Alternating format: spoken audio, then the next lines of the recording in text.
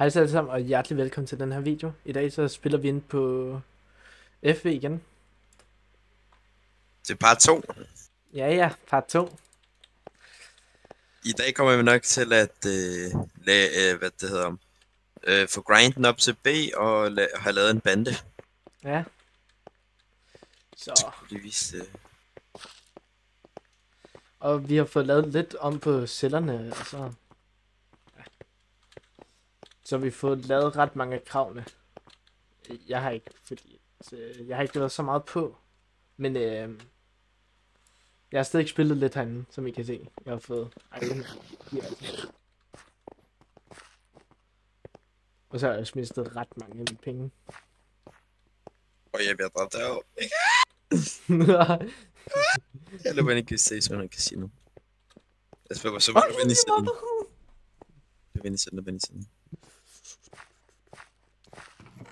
Jeg tænker bare, det er kun i din celle, der bliver lavet. Som I kan se, så har vi lavet lidt om. Kapitule han har lavet lidt om i sin celle.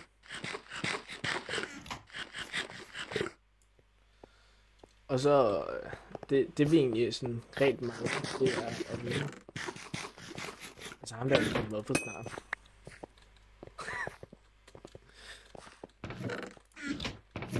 Altså sugarcane. Lidt på. Så her er der lidt her. Ja, der er masser af sugarcane. Så, ingenting eller hvad? Jo. Lidt forskelligt. Vi kan jo snart allerede ranke op til B, så... Det sørste det bliver weed og penge. Ham der. Rul ham. Ja, jeg tager... For bro, ikke sætte den dør ind til den. Men skal vi starte ud med at røve VV'en måske? Det kunne man egentlig gøre. Kom, lad os prøve det så. Jeg sætter bare den her ind. 2, 3, nej. Okay, vi laver den der strat med, at jeg logger på dig, og så logger du. Han kommer hele tiden. Okay, kom. Okay, så det vi skal gøre, det er, at jeg løber ind, så røver jeg den, og så logger jeg oven i dig, så får du alt gearet, altingene, og så logger du også, okay? Okay. Og så joiner du, når jeg siger, der er fri bane til at kunne løbe igen, okay? Ja. Der er allerede med en deroppe på svøv. No. Jeg løber ind og rører den. Ej, det er måske ikke engang så godt nu. Skal jeg holde vagt? Nej, prøv lige vi har med. Ja, der er Iron Dudes derinde. Der er allerede jeg fik ham. Nice. Der besøger kan man ikke samle ting op? Nej, man kan ikke samle ting op derinde. Ej, var det røv. Ja. Jeg kommer... Ej, det er faktisk spændende, man ikke kan tage der var en anden, der fik mig. Ja.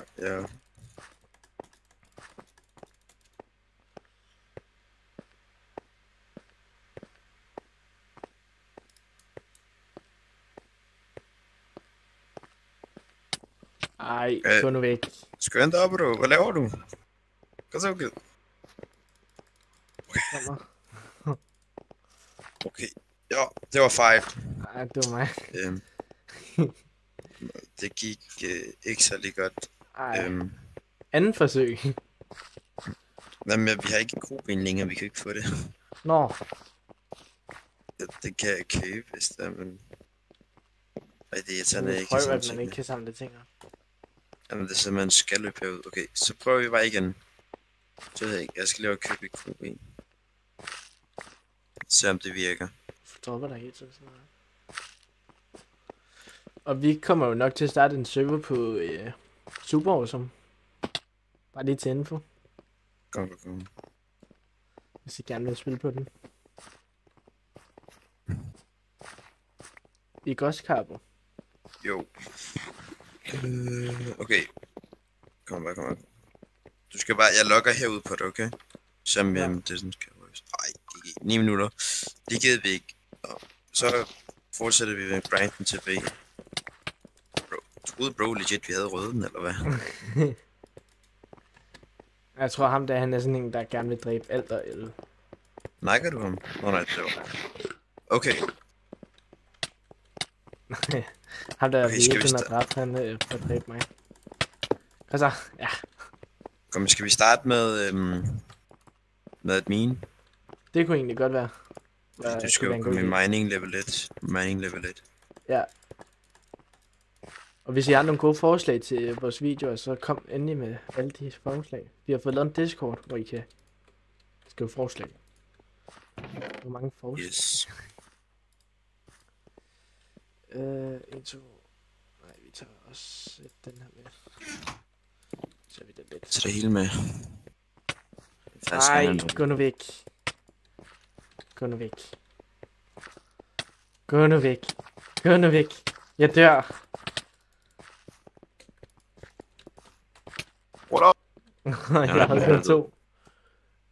Har du noget mad inde hos dig? Nej, det er faktisk et problem, vi ikke rigtig har. Fordi at, jeg har ikke råd til at købe mad. Jeg har kun 3... Nej, kom. Så. Okay, ved du hvad? Vi går på en farlig mission. Ja. Vi går med malbærdsbrød. Vi skal lige have iron gear, så for det her 2 sæt. Der er folk nogle gange, der camper derovre. Er det sådan ret røv, at de gør det? Ja, men jeg kan ikke løbe, så jeg tror ikke, det er mig, der skal gå med brødet. Det er dig, der skal sælge det, så. Men jeg kan godt løbe med det. Men jeg tænker, vi splicer det cirka. Ja. Jeg tænker, jeg tager... Du tager over halvdelen i hvert fald. Okay. Det kan vi godt. Kan du lige droppe nogle sticks? Jeg har ikke nogen sticks. Er der ikke nogen i kisten? Nå, det er egentlig godt.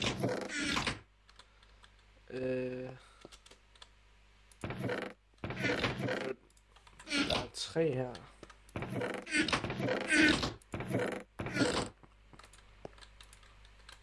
Okay, sådan her. Okay, her. Hvor du på ikke?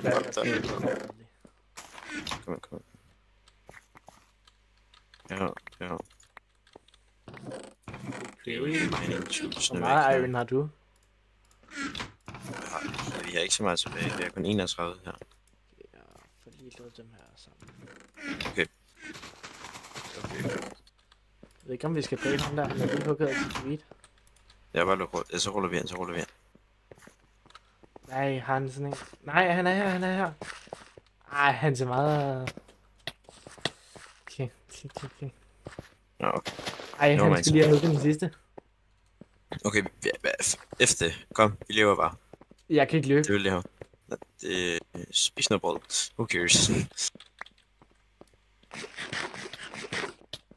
Vi mobber ham. Skynd dig. Okay, please, der ikke er nogen her. Det kunne egentlig være ret røv at miste alle sine ting her. Og jeg kan heller ikke løbe nu. Okay, vi satser bare på, at der ikke er nogen. Hvis der er nogen, så... Ej! Ja, der mister vi de... Bro, hvad sidder ham der med reach for? Det er crazy. Fuck, hvor ærgerligt. Bro, what? Hvorfor kan jeg ikke skrive noget? Jeg kunne ikke engang ramme ham. Okay, det var jo... Det var lidt lort.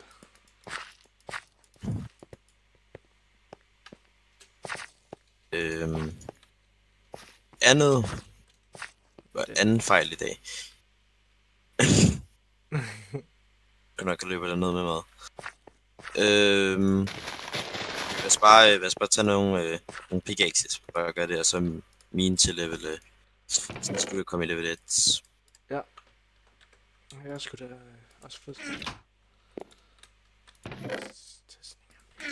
Vi burde næsten løbe ned og prøve at stoppe, men det er sikkert for sent. Det er sikkert dem, der var der, så ham der, han lukkede i combat for at komme til basen, for at holde os. Ja. Jeg smutter hen til mine. Så får vi lige miner lidt, synes jeg vi kan komme op i billedet.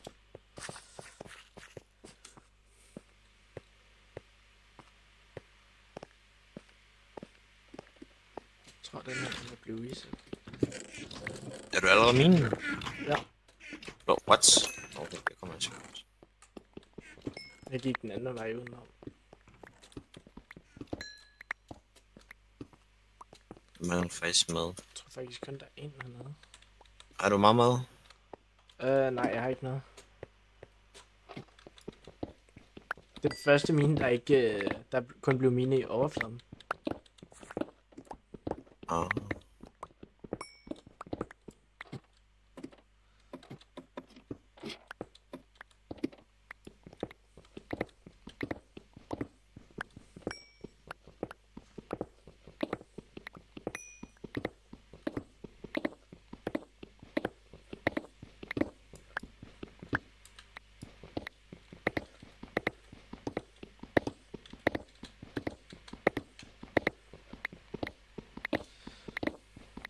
Er du kommet derned endnu? Ja, så er mine. Okay. Det er fordi, den kan også droppe, hvis du der er chance at droppe kul eller iron, hvis der var mine overdelen. Nå. Og så tror jeg også, det er bedst, hvis du faktisk bare kun mine overflader, så får du hurtigere XP. Ja. Jeg vil bare lige tage den her latter her. Yes. Jamen så vi skulle komme tilbage. Jeg har fået minet lidt. Og som I kan se her. Og så kan jeg se, at jeg var nede på 1000 et eller andet før. Nu er jeg på 5000, så jeg mangler lidt. Sådan så jeg kan komme op i level 1. Hvad har du så fået lavet? Jeg har også prøvet at få skaffet lidt penge, sådan så vi kan komme op i B, men det er også pænt svært. Ja. Moment. Skal vi vise, hvad mangler vi egentlig B igen? Ja, lad os lige få kigget på det.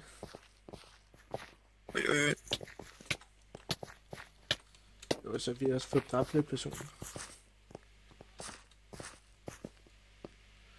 Og så har vi også fået kigget lidt på at få en bande op at køre. Ja. Skal vi gøre det bagefter, du lige har lavet det der? Ja.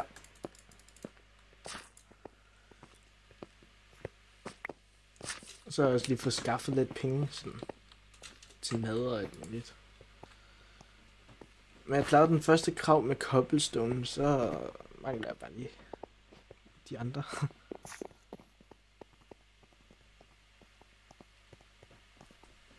Så I kan se her. Hvad skal vi nu egentlig? Lave en bande. Skal Ja. du lave en bande? Skal jeg være ejer, eller Det må du godt. hvad skal vi kalde den? Kan den hedde Kabu Uke? Det kan det godt. Kan det godt. Okay. Ui, jeg er 5000.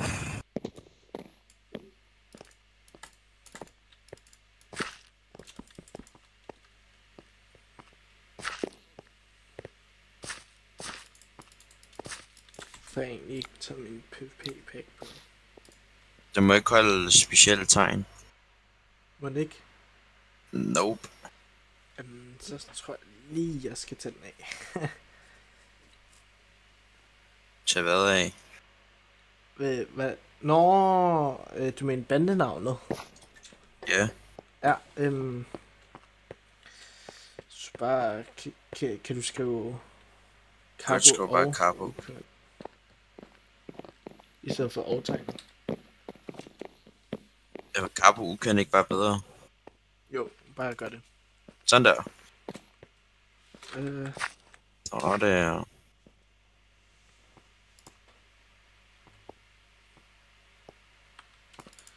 så bare til, når du inviter mig.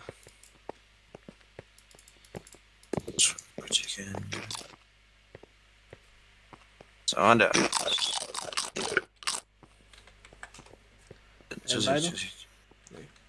Nope. Det tror jeg ikke. Jeg skal lige finde ud af, hvordan fanden man gør. Det er jeg sgu ikke kørt sådan på.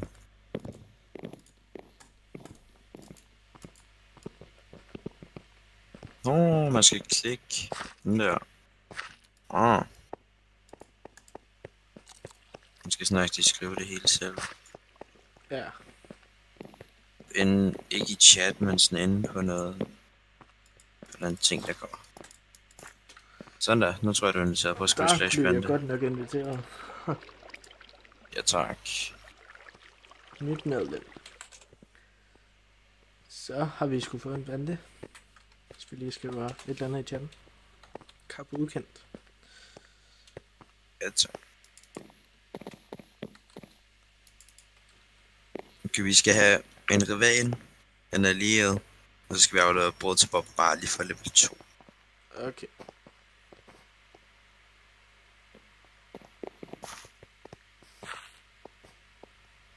Vi har ikke rigtig brød lige nu. Eller vi har lidt, vel? Ja, det skal vi jo lige skaffe os. Ja. Så skal vi se, jeg har nok til at købe noget træ. Så skulle vi måske få større vores farm. Nej, det har jeg desværre ikke.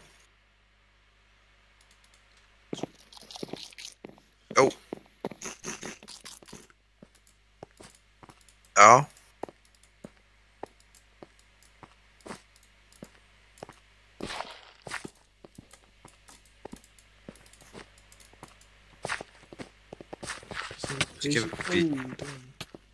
Skal vi gå ved med Mikkel?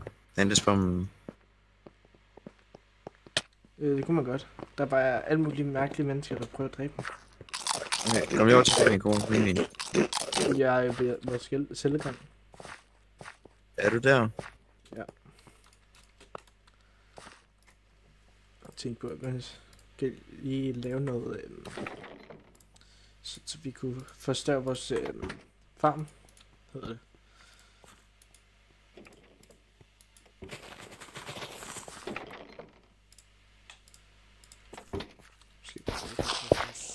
Eneste iron. Jeg bliver sådan fedt meget lidt lige nu. Skal jeg komme hen til dig? Nej, sådan jeg overlevede. Der var en af jer. Skal jeg komme hen til dig? Nej, okay, jeg er død. Jeg er bare kommet ved en, der er en, der gerne vil holde med os. Okay. Der var legit en Iron Dude, der løb ud med 1 HP. Er det sådan lidt noget? For ham, nu er jeg et fuldt sæt. Så. Jeg bare fucking Iron. Det er også mig. Ja, det er jamen.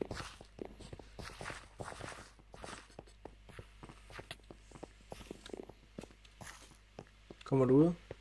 Jeg er ude. Hvor er du henne, når du tager? Ja. Ej, de små babyer, altså det er tit. Nej, samme kan jeg godt tage selv. Oj, jeg er one shot nu. Oj, han har mad på sig. Så kan jeg lige generere her. Hvor er du henne? Ja, der hvor de begyndte at slå på os. Ja. Jeg tror, det er lidt for svært at røve i en. Ja, de går. Oj, shit. Ja, de går. Pænt meget. Og det gør de bare. I burde meget gerne kunne nå ind herover. Ej, ham der pink, vi kan ikke nå det. Hvordan i alverden kan jeg nå det der? Hvordan kan han nå det der, bro? Altså, what's en hacker? Okay, kom. Vi kan bare nakke den, Mikkel. Kom. Det kunne egentlig ikke være sjovt at prøve sådan at slå. Selvom ham der fandt ham der. Jo, her. Ham der pink, han er her. Nå. Så, bro. Den kommer så bagefter og slår mig. Jeg er ikke sikker om det er. Nej, bro. Hvor er du henne, Mikkel? Jeg ved ikke, hvor du er henne. Ja, bro. Lige herovre. Jeg var lige bagved dig lige før. Han er herovre. Ved cellegangen. Hvad for en cellegang? Hvor er du egentlig? Jeg render rundt i hele prison. Oh my god. Ja, lige her, bro. Lige her. Han er sikkert kommet ind eller sådan. Ja, de herovre. Ja, han er så ikke den, han gemmer sig derinde, så der har med hackeren, der han sidder legit med Reach, ham her. Altså, bro. Så legit med Reach. Hvorfor er jeg skidt af en der er sådan mere styr på vores server end deres. Ej, hvad fanden? Christ. Det er, vi skal ham der, vi skal derind. Lidt crazy.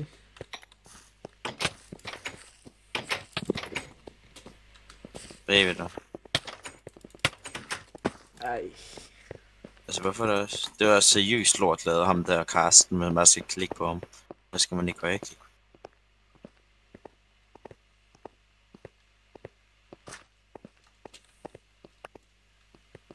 Nå, så løb han. Han er her. Han er her. Han er ved at dræbt.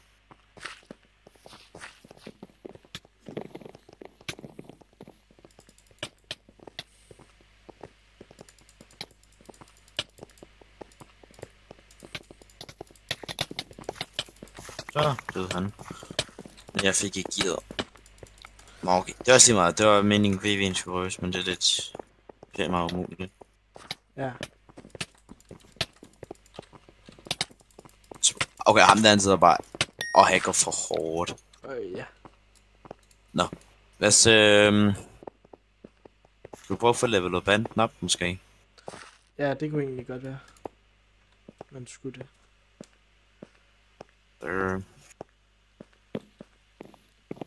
Så kan vi lige... Vi skal jo være på rød. Nå ja, man kan slå ham. Det er lige det.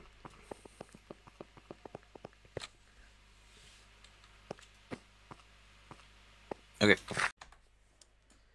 Jamen, så vil vi til at runde den her video af for i dag. Og næste video, så kommer vi nok til at rank op. Eller rank vores bande op. Det får vi lige at se. Rank vores bande en del op. Ja. Jeg får lidt indspil. Og så vil vi sige tak for, at I så med. Husk at like og subscribe, så vil vi blive rigtig glade og lave flere videoer til jer. Vi ses.